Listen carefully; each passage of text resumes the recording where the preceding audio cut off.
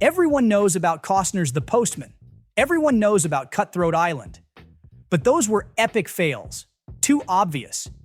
In the 90s, Hollywood had a whole other category of flops it doesn't want you to remember.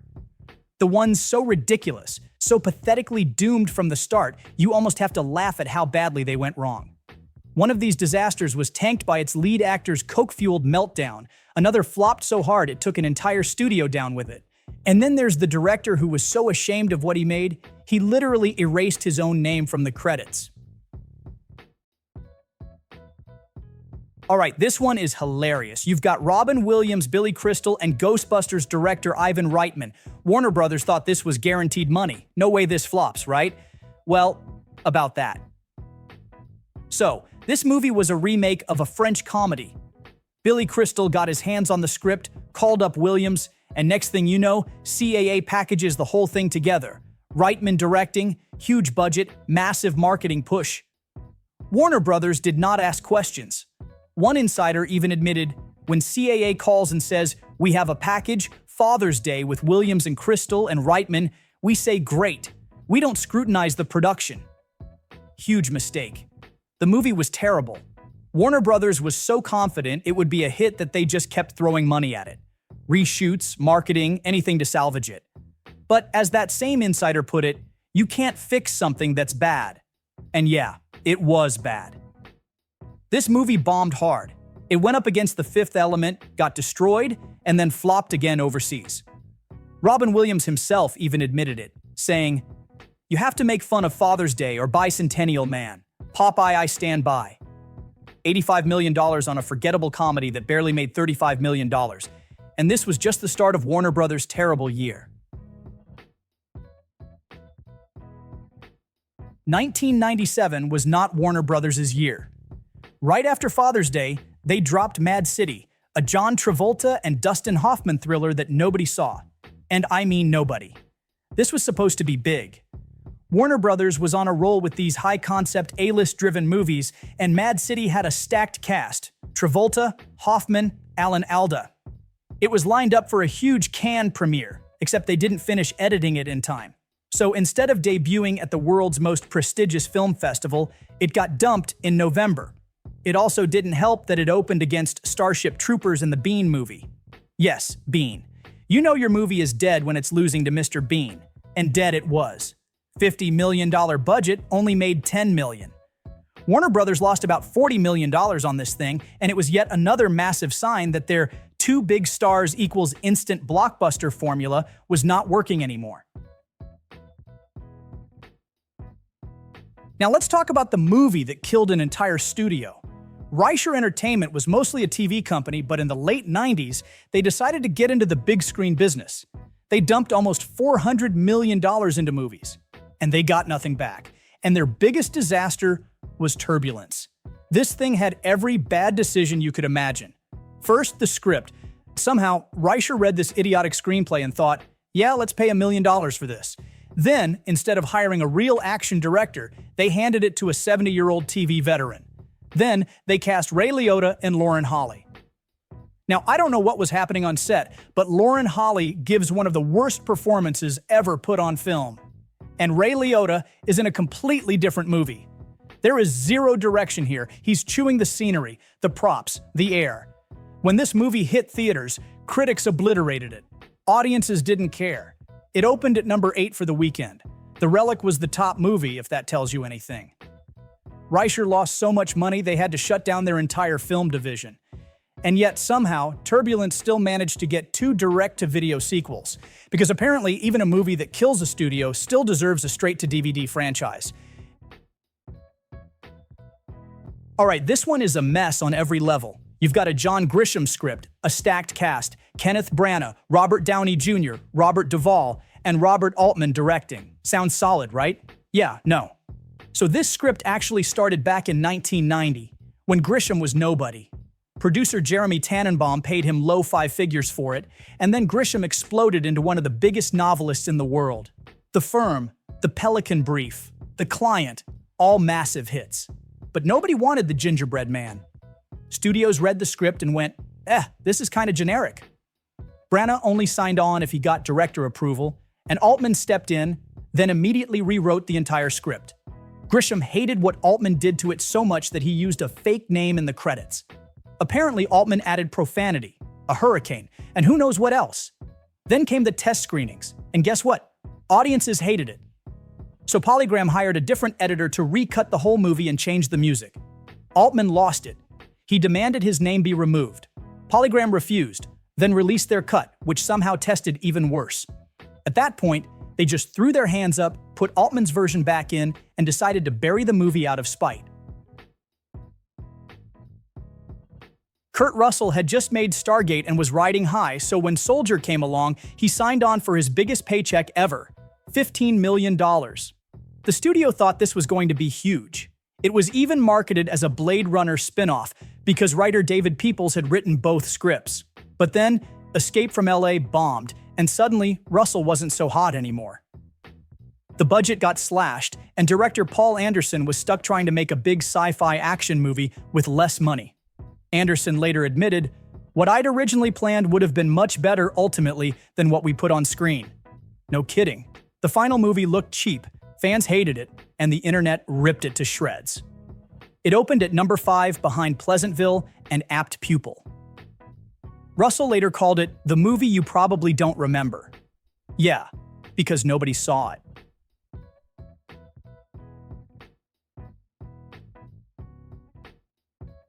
This was the movie that finished off Reicher Entertainment for good. They'd been bleeding money for years, and then they dropped this thing, and it was game over. The setup was already cursed. Reicher's CEO, Keith Samples, was running the company and trying to become a director. This was his big debut, and he was so confident in himself that he quit his own job at Reicher before the movie even came out to sign with CAA as a director. And then the movie flopped. His original plan was to get John Travolta and Sharon Stone, but instead, he ended up with Greg Kinnear and Lauren Holly. Not exactly box office gold. It was barely even released, only 582 theaters. Nobody saw it, nobody wanted to see it, and critics eviscerated it. And the best part is, Keith Samples' big directing career never happened. After this disaster, the only movies he ever directed were straight-to-video junk like Single White Female 2: The Psycho. Reicher shut down its film division 1 month before this even came out. This was literally the last nail in the coffin. Sony thought they had a kids' movie hit on their hands, but what they actually had was Rene Russo hanging out with a bunch of animals while an animatronic gorilla stumbled through one of the most awkward family movies ever made. This was supposed to be Russo's big lead role. She'd been killing it in supporting parts: Lethal Weapon 3, Get Shorty, Outbreak, Ransom. But then Buddy flopped, and just like that, she never headlined a studio movie again. Sony assumed it was going to do well because there was no competition for kids' movies at the time. But there was just one problem: kids didn't want to see it. Polling showed that audiences thought it looked cheap compared to movies like Babe, because none of the animals were CGI enhanced. It didn't help that kids had already rejected 2 monkey movies the year before, Dunstan Checks In and Ed, so by 1997, the whole cute monkey thing was dead on arrival. The movie bombed against Con Air and got sent straight to video overseas. McHale's Navy was so bad, Universal literally let it die in theaters and then dumped it straight to video overseas. So the backstory here is ridiculous. Sid Sheinberg, the former head of MCA Universal, got an absurdly good deal to launch his new production company, The Bubble Factory, in 1995. Basically, Universal gave him full control to greenlight 3 to 4 movies per year for 5 years just to keep Steven Spielberg happy. The Bubble Factory was a disaster that quickly churned out a series of lousy movies that all flopped. One of them was McHale's Navy. The director was a guy who had only worked in TV. The lead was Tom Arnold, who was fresh off 3 studio disasters in 1996, and the whole movie looked cheap. And if that wasn't enough, Sheinberg's son tried hyping it up by telling the press, "In terms of production values, it's going to look like Mighty Morphin Power Rangers." That's not a selling point. That's a threat. The reviews were brutal. It opened at number 7 for the weekend behind Anaconda, and Universal immediately washed its hands of it. Even Sid Sheinberg later admitted McHale's Navy was a disaster. "I'm not pretending it wasn't a disaster." And that's about the only honest thing anyone said about this movie. Chris Farley's last starring role, and one of the biggest flops of the 90s. So, originally, Almost Heroes was a well-liked ensemble script. But once Farley and Matthew Perry were cast, the studio started rewriting the whole thing to focus entirely on Farley's physical comedy. Everything that made the script work was gone, and behind the scenes, things were rough. Farley was in and out of rehab, but because of insurance reasons, he had to be constantly monitored, so filming went smoothly. The real problem was that by the time they finished the movie, Warner Brothers didn't know what to do with it. Then, in December 1997, Farley overdosed. The movie got delayed again, pushed back to May 1998, and Warner Brothers basically gave up. They didn't screen it for critics, barely marketed it, and when reviews did come out, they were awful. This wasn't just a flop, it was a complete disaster. It cost $30 million to make, barely made $6 million, and the studio acted like it never existed. You know a movie's bad when the director himself doesn't want his name on it. This disaster came from screenwriter Joe Eszterhas, a guy known for writing Basic Instinct and Showgirls, so taste and restraint were never really his thing. His idea was a mockumentary about the Hollywood system and the infamous Alan Smithee pseudonym that directors use when they don't want to be associated with a movie. The actual director of this movie, Arthur Hiller, took one look at what Eszterhas did to his film and demanded his name be removed. Meaning, this real-life disaster literally became an actual Alan Smithee film. And just to be clear, this wasn't some clever meta-joke. The movie was horrendous.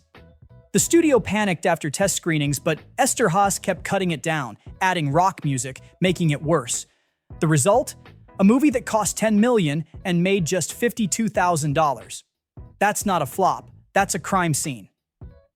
It was so bad, the Directors Guild of America retired the Alan Smithee name forever after this. That's right, this movie was so embarrassing, it killed a 30-year-old industry tradition. Michael Keaton as a serial killer? Sure, why not? But this was not the movie to revive his career. The setup is pure 90s nonsense. Andy Garcia plays a cop whose kid needs a bone marrow transplant. Turns out the only donor match is Keaton, a convicted murderer. And of course, when they try to extract the bone marrow, Keaton escapes and chaos ensues. Sony actually had faith in this movie, at first. But then, at the last minute, they panicked. They didn't want it competing with one of Warner Brothers' big releases, so they shoved it into the January release graveyard.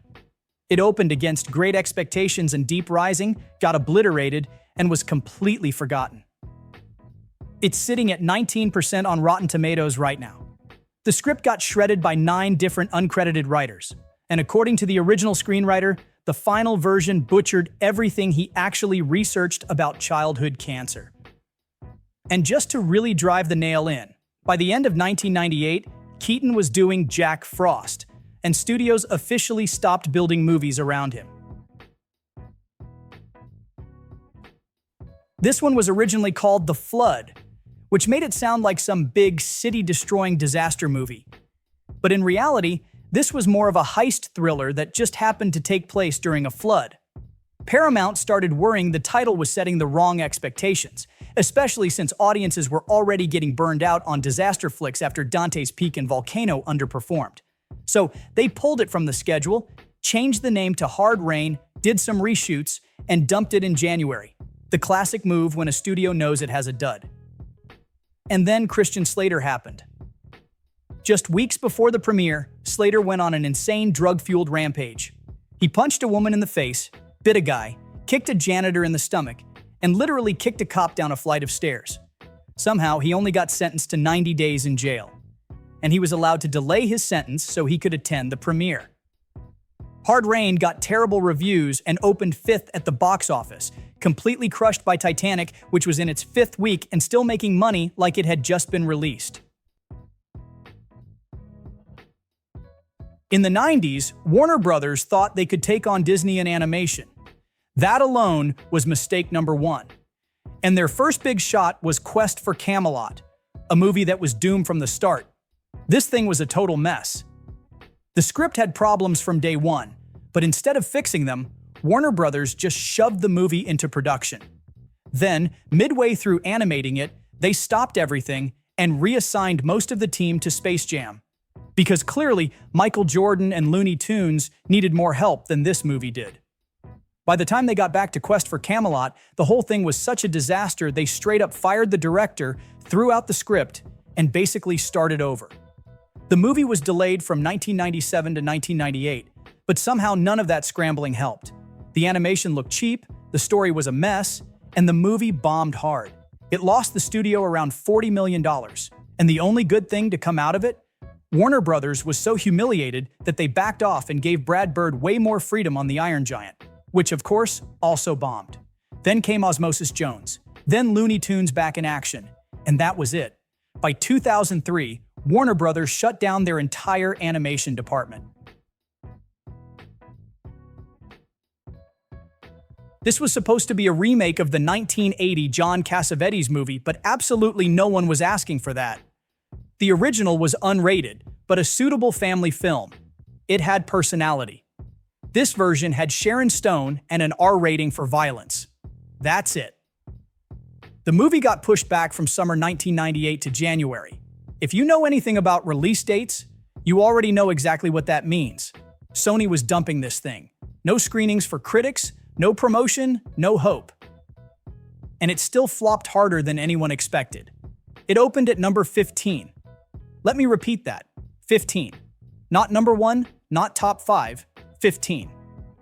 The top movie that weekend was Varsity Blues, and audiences were way more interested in watching James Van Der Beek yell about not wanting his dad's life than seeing Sharon Stone babysit a kid while dodging gangsters. And Sidney Lumet, the legendary director, later admitted he only did this movie because he liked working all the time, and when he couldn't find a good script, he'd settle for a fair one. Which in Hollywood speak means I needed a paycheck. This thing made less money than an indie horror movie filmed on an iPhone. And the crazy part is, this was a passion project for Richard Attenborough. He'd wanted to make this movie for years. It's about a British guy who reinvents himself as a Native American environmentalist. And, yeah. In hindsight, that concept probably wasn't the best. But Attenborough believed in it. And after Pierce Brosnan became Bond, suddenly, people actually wanted to fund it. Kenneth Branagh was originally supposed to star, but bailed when Wild Wild West threw a 7-figure paycheck at him, which was also a disaster, so either way, he wasn't winning. When Grey Owl finally hit theaters, the only place that would show it was Canada. It was booked in just 70 theaters. Sony eventually picked it up for a straight-to-video release in the US, and Attenborough was so devastated, he thought he'd never direct again. Although he did go on to direct one more film before he died in 2014.